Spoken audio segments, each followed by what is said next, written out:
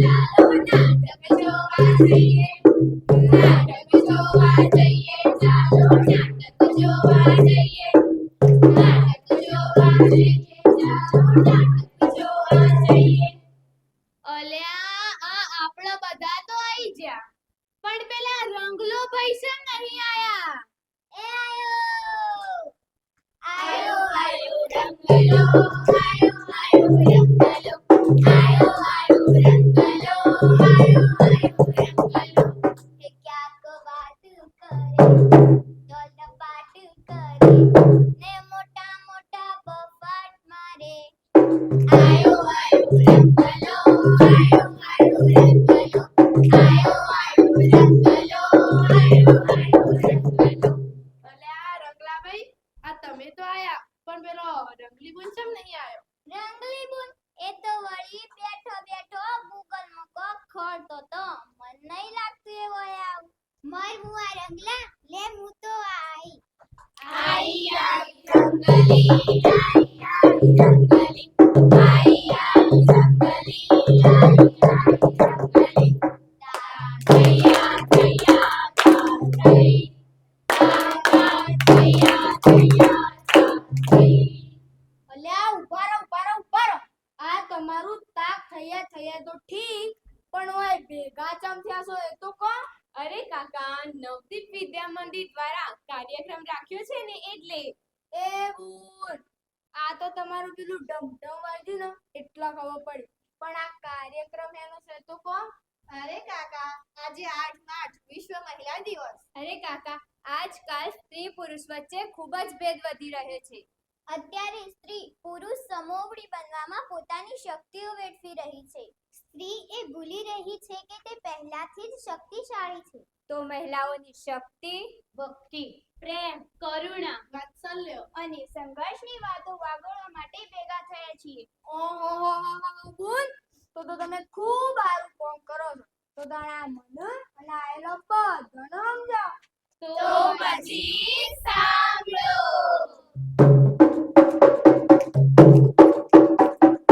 વાત મારી સાંભળો, તાને ગણવાસી. વાત મારી સાંભળો, તાને ગણવાસી. અમે લઈને આવ્યા છીએ બધા દિવસની વાત, મારી વાત સાંભળો.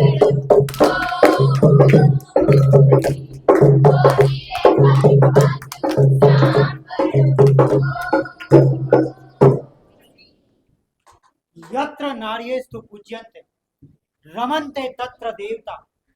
જ્યાં સ્ત્રીઓની પૂજા થાય છે ત્યાં ભગવાન સ્વયં વાસ કરે છે, અને જ્યાં સ્ત્રીઓનું અપમાન થાય છે ત્યાં ઈશ્વર તો શું, ભાગ્ય પણ રૂષ્ટ થાય છે. અને આપણે તો સ્ત્રીઓને ઊંચો દરજ્જો આપ્યો છે. આપણે ભારતને માં કીધી છે, આપણે ધરતીને માં કહીએ છીએ, આપણે ગૌ માતાને માં કીધી છે.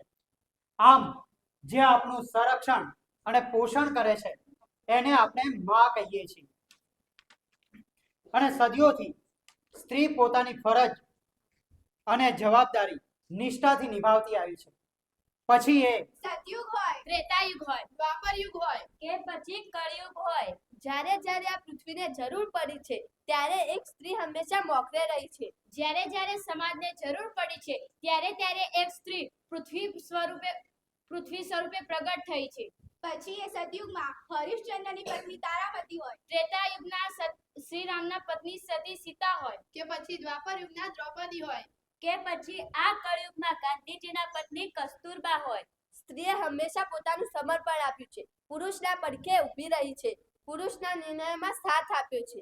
કોઈ પણ રૂપ હોય કે કોઈ પણ સંબંધ હોય, તેમ છતાં સમાજે સ્ત્રીને સતી પ્રથા, ભ્રૂણ હત્યા, દૂધ પીતી, દહેજ પ્રથા, આમ અનેક આવી પ્રથાઓ બનાવી સ્ત્રીની પ્રગતિને રૂંધવાની કોશિશ કરવામાં આવી છે. આ સમાજે સ્ત્રીને માતાના ગર્ભમાં જ મારી નાખવાનું મહાપાપ કર્યું છે. ભ્રૂણ હત્યા પાપ છે, મહાપાપ છે. ભ્રૂણ હત્યા મહાહત્યા પાપ છે.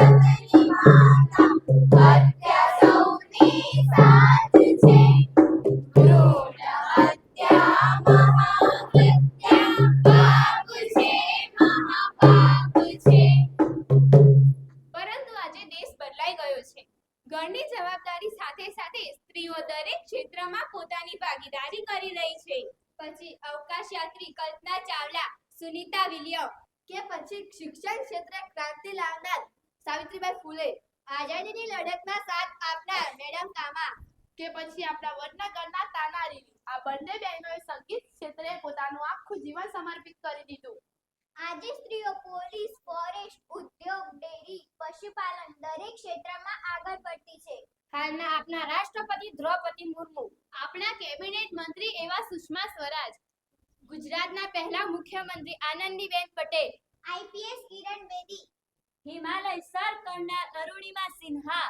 જેવા નામી અનામી મહિલાઓનું મોટું યોગદાન રહ્યું છે बेटी हूँ मैं तारा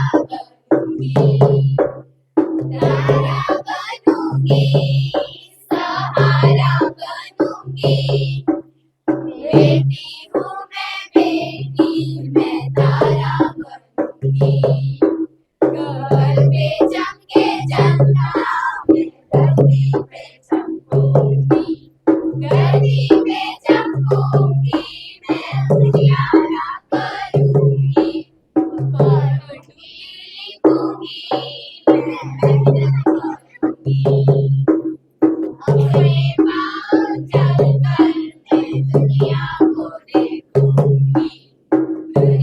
को देखूंगी मैं दुनिया को समझूंगी बेटी हूँ मैं तारा बनूंगी તેમ છતાં સ્ત્રીના મનમાં હંમેશા એક પ્રશ્ન રહ્યો છે હું સ્ત્રી માત્ર કે માનવ છું પહેલા આમ તો ધરતી પર 4 અવસ્થા છે પદાર્થ વનસ્પતિ જીવ અને માનવ તો પછી આ સ્ત્રી પુરુષની પાંચમી અવસ્થા બનાવી કોને જેમ પદાર્થને જોઈએ સ્થિરતા જેમ વનસ્પતિને જોઈએ ખાતર અને પાણી એમ જ માનવીને જોઈએ નિરંતર સુખ પછી માનવ પુરુષ હોય કે સ્ત્રી નિરંતર સુખ તો બંનેને સમાન જ જોઈએ છે તો પછી કેવી રીતે થઈ ગયો સ્ત્રી અને પુરુષ વચ્ચે ભેદ આટલો શું શરીર અલગ અલગ હોવાથી આટલો બધો ભેદ વધી જાય છે કે પછી ભેદ વધારવા માટે છે કોઈ અજ્ઞાન કે પછી અજ્ઞાનથી ઉપજેલી માન્યતા શું છે સ્ત્રીના રૂપમાં મારું લક્ષ્ય એક માનવ થઈને નિરંતર સુખપૂર્વક જીવવું કે પછી પુરુષ સમોવડી થવામાં પોતાની શક્તિઓ વાપરવી હું નથી સ્ત્રી કે નથી પુરુષ હું તો છું એક વિશુદ્ધ માનવ જેની ઈચ્છા છે સુખપૂર્વક જીવવાની યુગો યુગોથી આ ધરતી પર માનવ સ્ત્રી પુરુષના શરીર સાથે છે બંને શરીરની ભૂમિકા નિશ્ચિત છે એટલે રચના ભિન્ન છે આ ભિન્નતા વિરોધાર્થી નથી પરંતુ એકબીજાની પૂરકતા છે જેને જેને આ નિયમો સમજ્યા છે ત્યારે એકબીજાનો સાથ આપ્યો છે અને જ્યારે સુખ પોતાને અજ્ઞાનતા માન્યતા વશ માની લીધું ત્યારે પુરુષ શરીરના માનવે સ્ત્રી શરીરના માનવને પહોંચાડ્યું છે પરંતુ એ માટે નહીં કે એ પુરુષ છે પરંતુ એટલા માટે કે એ પુરુષ શરીરને માને છે શરીરમાં અને ભૂમિકામાં ભિન્ન પણ પૂરક એકબીજા માટે તો આવો સમજ અને શિક્ષાથી આ માન્યતાના આવરણને હટાવીએ સ્ત્રી પુરુષ સમાન જ છે ક્ષમતામાં યોગ્યતા અને શક્તિશાળી પોતાને માને છે સ્વામી જે છે અજ્ઞાનના કારણે बेटी हूँ मैं तारा बनूंगी सहारा बनूंगी बेटी हूँ मैं तारा बनूंगी गगन पे चमके चंद्रमा मैं धरती पे चमकूंगी धरती पे चमकूंगी मैं उजियारा करूंगी बेटी हूँ मैं तारा बनूंगी बेटी हूँ मैं तारा बनूंगी